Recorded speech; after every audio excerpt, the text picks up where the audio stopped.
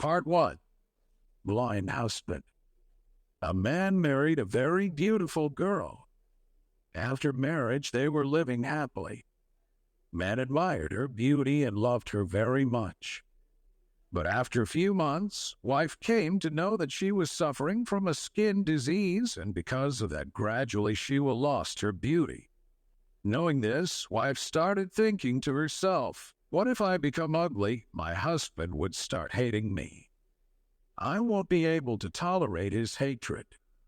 Meanwhile, one day her husband had to go out of town for some work. When he was returning home after finishing his work, he met with an accident. He lost both his eyes in that accident. In spite of all this, their married life continued to progress normally. Time passed and wife completely lost her beauty due to skin disease. She turned ugly, but her blind husband couldn't see it. So it didn't affect their married life. He kept on loving her like always. One day wife died. Now, husband was sad and alone. He decided to leave that city. He completed all funeral rites for her wife. Next day, when he was about to leave, his neighbor saw him and went to him and said, "How will you be able to live without support of your wife? You can't see, and your wife was always there for you to support you and help you for many years. It would be difficult for you." Husband replied, "Friend, I'm not blind. I was just pretending to be blind. Because when my wife came to know about her disease, I realized that she was bothered by it and scared. If my wife had known that I could see her ugliness, it would have hurt her more than her illness. She was very good wife, and I just wanted to keep her happy. That's why for all these years, I pretended to be blind. Learning to be happy, sometimes we should close our eyes to shortcomings of each other." Part 2. Unconditional Love. Everything was going good, but then one day, this was the last line of Amrit's diary. Amrit, a boy full of enthusiasm and curiosity. A boy who was awarded a National Scholar Award. He was seen as one of the rising talents in the city. Amrit was very keen on technology. He loves to explore and learn new things. Time passed away. Amrit grew up, completed his studies, and decided to start his own business. He started it with a cybersecurity agency and later on, with the aim to expand his business, started a software developing company. At the age of 26, he was recognized as one of the most promising entrepreneurs all around the world. He made lots of money, reputed fame, and of course had a luxurious life. One day, Amrit went out with his team to see the plot of land that they were interested to buy. It was going to be a life-changing deal for him. The location of the plot was surrounded by a huge slum area. He was interested to know about the life of slum people, so he visited them. Being stunned to see their living standard, he felt so touched by their poverty. He got to know that poverty was affecting them badly, that they even sometimes spend their whole day without having a meal. They even didn't have enough money for their health treatment. Amrit didn't say a single word at that moment. He kept the deal on hold and went back to his home. He went to his room, sat in front of a mirror, and he could see a sense of dissatisfaction within himself.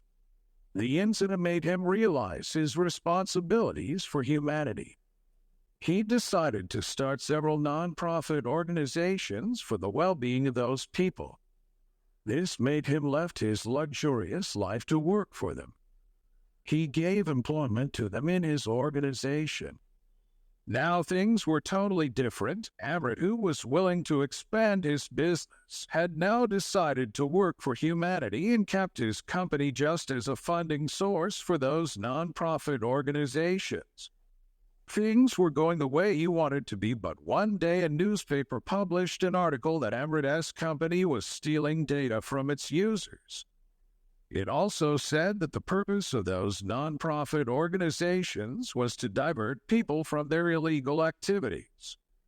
He was totally shocked to see the news of a false claim on the headlines of a newspaper. Amrit never thought of such things to happen. He was totally blanked out on how to react.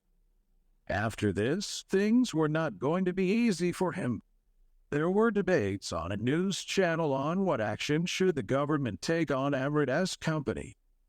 Amrit was so stunned by the incident around him, and the most disappointing moment for him was that now, for those people he dedicated his whole life, were now out on road with banners demanding the closure of Amrit's company. Finally, the government decided to ban Amrit to participate or perform any software or cybersecurity activities. Thus, Amrit's company was shut down. The incident affected him badly that he even did not came out of his room for a week. Neither he met anyone during those times. It was the most challenging period for him. One day, Amrit decided to shut down all the nonprofit organizations and had made his mind to settle abroad and start a new life. After a few days, Amrit went out for a walk in the city, and that was when he saw a beautiful hermitage of a saint. The hermitage's beauty attracted Amrit to visit it. He went inside and met the saint of that hermitage. He praised the saint for perfectly maintaining that beautiful place. The saint replied, "I don't bother about your praising. I made this beautiful place with my heart." After a few minutes of conversation, Amrit asked the saint why that incident happened to him. "I never had any bad intentions.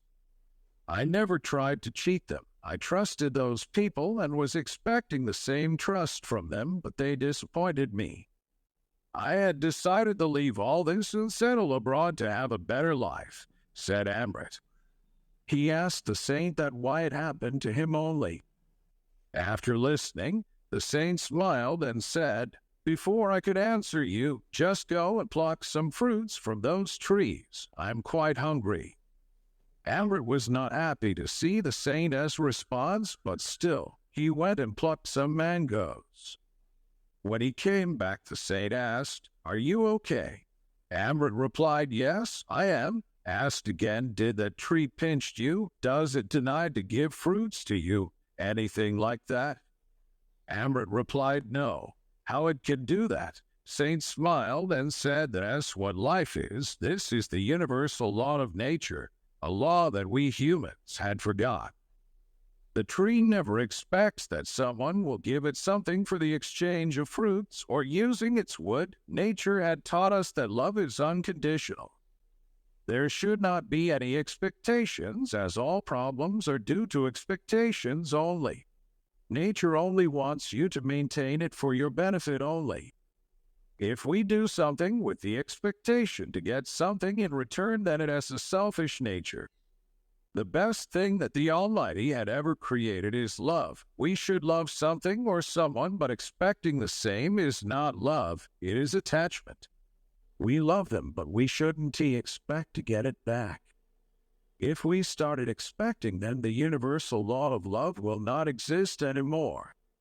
It will become exchange of emotions. Everyone should apply the same law to their work. They should simply start loving it. After saying all this, the saint asked, "Is there anything you want to ask now?" Amrit replied, "No, I got my answers. I will stay here only and will start everything from a new manner."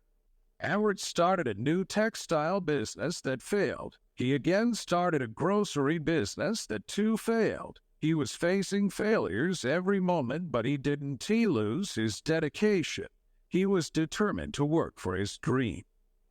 Moral of the story: sometimes nothing but our own expectations let us down in our life. In this story, we learn that even after being emotionally down, Amrit was able to rise again. We just need to be in true guidance during such situations. Part 3. An unusual group of 4 friends lived deep inside a forest. The 4 friends were a deer, a crow, a mole, and a tortoise. They would meet every afternoon under a shady banyan tree and talk for hours. One day, the deer did not turn up at the usual time. The mole, tortoise, and crow were worried. The mole turned to the crow. "I think you better fly around and see where the deer is." The crow nodded her head and flew away. She didn't have to fly too far to find the deer. Unfortunately, the deer was trapped in a hunter's net. "Friend deer, what happened?" the crow cried. The deer sighed. "I am normally very careful in where I put my step, but this net was well hidden. I'm now trapped. It is only a matter of time before the hunter gets here." "I'll get some help," the crow said as she flapped away. She quickly flew to the banyan tree where the mole and tortoise were waiting. She told them everything that had happened.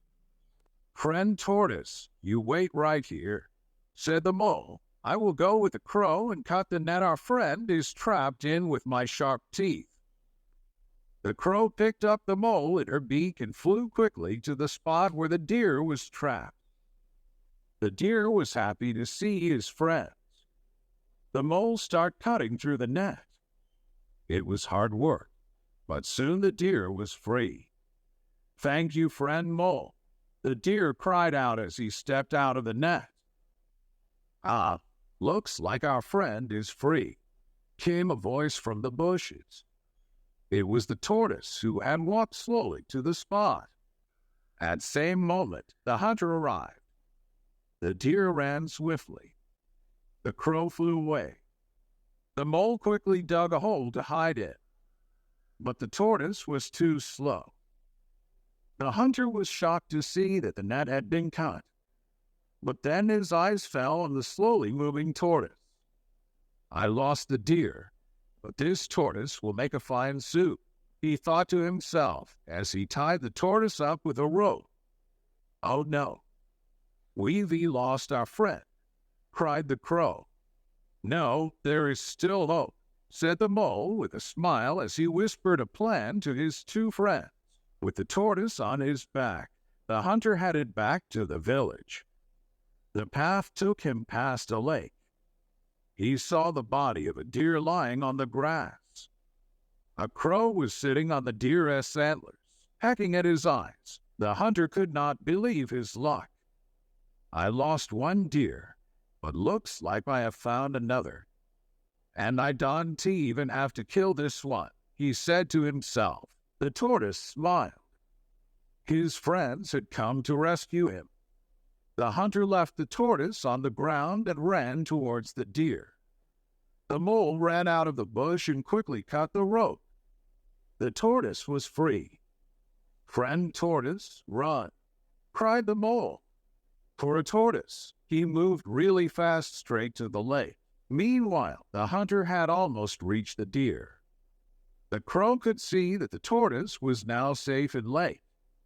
"Call, call," she cried and flew away. That was the signal. The deer sprang to his feet and ran away. The hunter had no chance of catching him. And when he turned back, he found the tortoise missing too. The four friends hurried back to the banyan tree. "Thank you, friends, for saving my life," said the tortoise. "No thanks needed," said the deer with a smile. "As long as we help each other, we'll always be safe."